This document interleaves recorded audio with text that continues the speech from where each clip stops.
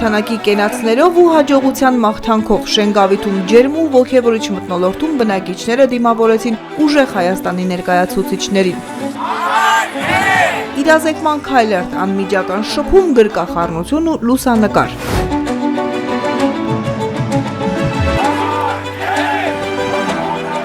Դաշինքի անդամները շենգավիթցիներին ուժեղ Հայաստանի ծրագրերը ներկայացնելով ու նրանց մտահոգությունները լսելով հասան Գարեգին Նժդեհի հրապարակ։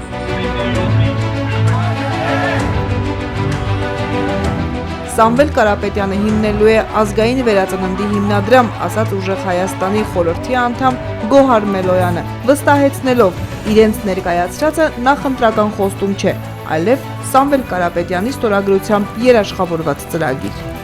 Սամվել Կարապետյանը Հայաստանի Հանրապետությունում ծնված յուրաքանչյուր 4-րդ երեխայի համար տալու է 2 միլիոն դրամ։ Եթե դուք արդեն բազմազավակ ընտանիք եք եւ ունենում եք ձեր 5-րդ բալիկը, 5-րդ երեխա ունեցող ընտանիքը ստանալու է անվճար բնակարան։ Ավանդական լուսանկար այս անգամ շենգավիթցիների հետ։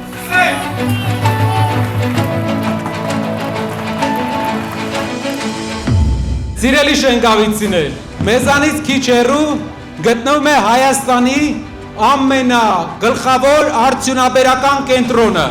Ժամանակի մեջ, ցավոք, մեր երկրի կառավարման սխալների պատճառով այն ամբողջ տնտեսական հզորությունը, որ Շենգավիթը ուներ, այն անծայրածիր գործարանները, որ ամբողջ աշխարհով մատակարարում էր իր ապրանքները, փակվեցին։ Վերածնունդ է առաջարկում ուժեղ Հայաստանը, Երևանի փայլը պետք է հետ բերել, իսկ դրա պոտենցիալն իրենք ունեն, վստահեցրեց Նարեկ Կարապետյանը, ավելացնելով Սամվել Կարապետյանը դա ապացուցել է գործով, չունենալով պետական պաշտոն պատասխանատվություն է զգացել հայրենիքի նկատմամբ ու 3 տասնամյակ գործով է ապացուցել իր սերն ու նվիրվածությունը դեպի հայն ու Հայաստանը։ Կարապետյանը չունենալով որևէ պարտավորություն իր հայրենիքի համար, իր գրպանից արել է մեծ բաներ, Փաշինյանը ստանալով պարգևավճարներ 2 մետր ասֆալտ է անում եւ ամեն օր դրա մասին ասում է։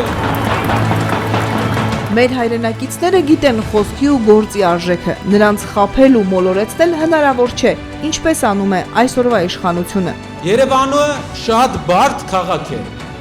Այստեղ բոլորը հիշում են, թե դու ինչ ես ասել 5 տարի առաջ,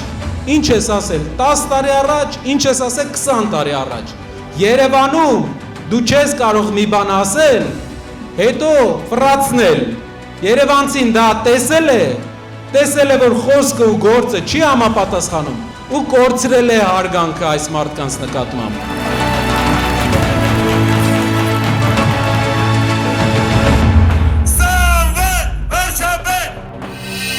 Բաժանորդագրվեք Արմաթ մեդիայի ալիքներին սոցցանցերում, հետևեք մեզ նաև Արմաթ մեդիա AM կայքում։